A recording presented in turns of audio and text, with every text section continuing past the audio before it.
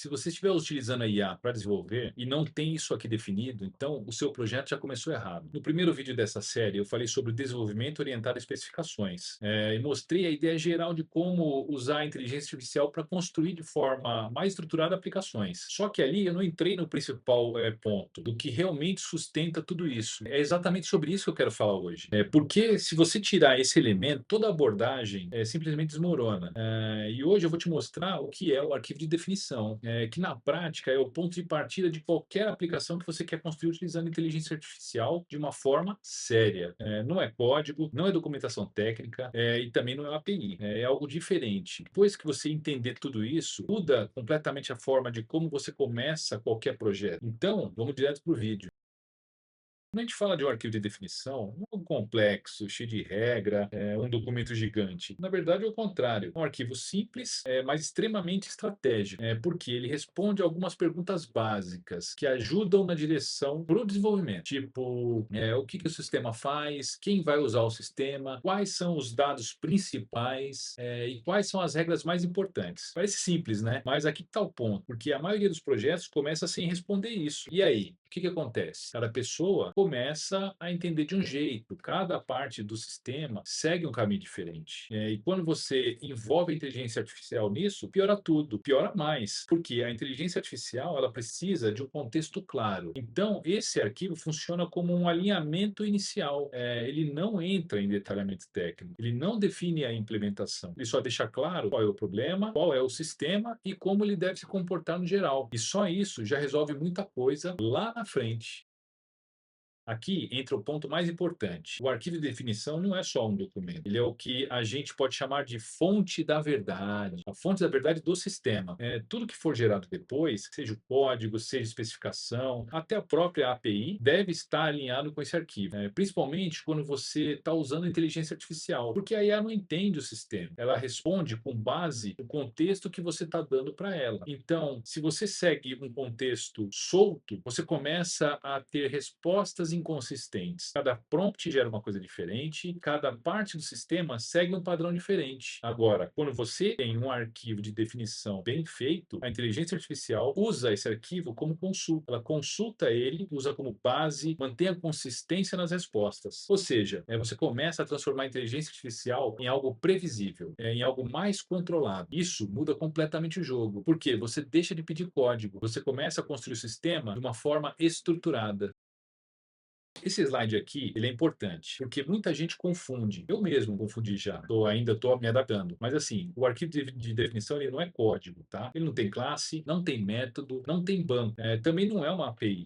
Como eu disse, você não vai definir um endpoint, não vai definir uma rota nem um controller.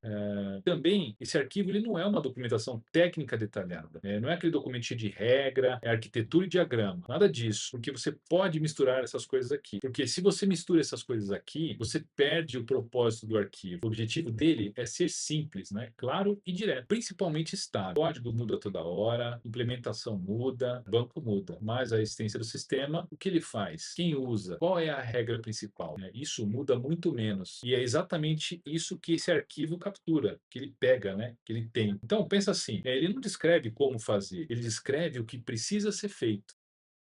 Bom, agora, para deixar isso mais claro, eu tenho um exemplo aqui nesse slide que mostra como é que é esse arquivo, como ele é um exemplo enxuto, tá? Vamos pensar em um exemplo simples, que é o que está aqui no arquivo. Imagina um sistema de cadastro de clientes. Um arquivo de definição básico poderia dizer algo como: o sistema permite cadastrar cliente, o cliente tem nome, CPF, e-mail, telefone, não pode existir e-mail duplicado, um cliente ele pode estar ativo ou inativo. Pronto, só isso você já tem um arquivo de definição, né? Repara só, ele não tem nada técnico aqui, né? Não tem tabela, ele não tem endpoint, não tem validação de código, mas já é o suficiente para quê? Para entender o sistema, para guiar o desenvolvimento e orientar a inteligência artificial. Agora, imagina você usar isso como base para gerar uma API, para gerar o banco, as validações. Tudo começa a sair consistente, porque existe um ponto central. Sem isso, cada prompt vira uma interpretação diferente e aí vira bagunça.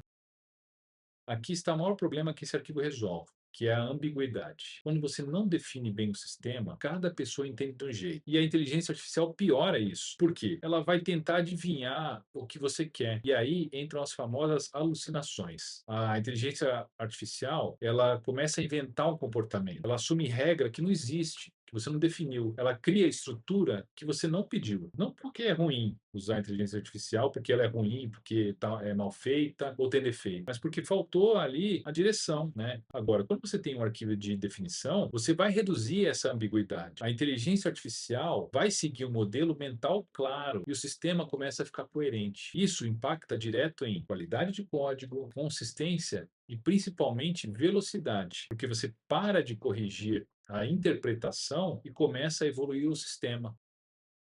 Bom, resumindo, o arquivo de definição ele funciona como se fosse um contrato do sistema, né? Ele não executa nada, ele não roda, ele não compila, mas ele define tudo o que importa. Quando você usa inteligência artificial no desenvolvimento, isso deixa de ser opcional, né? E passa a ser o quê? Passa a ser essencial, porque sem esse contrato, você perde a consistência, perde o controle e começa a depender da sorte nos prompts. Agora, com o arquivo, você começa a construir com direção, né? Então você já tem um ponto de partida definido. E esse é só o começo, tá? Porque no próximo vídeo eu vou mostrar como transformar esse arquivo em algo realmente que começa a gerar o sistema. Aí a coisa começa a ficar realmente interessante. Então, me acompanha aí nos próximos vídeos. E só para lembrar você que eu também estou aprendendo, né? Então, tudo que eu estou estudando, eu estou trazendo aqui como forma, além de documentar, também fazer com que outras pessoas, ou até mesmo você, possa utilizar no seu dia a dia como desenvolvedor.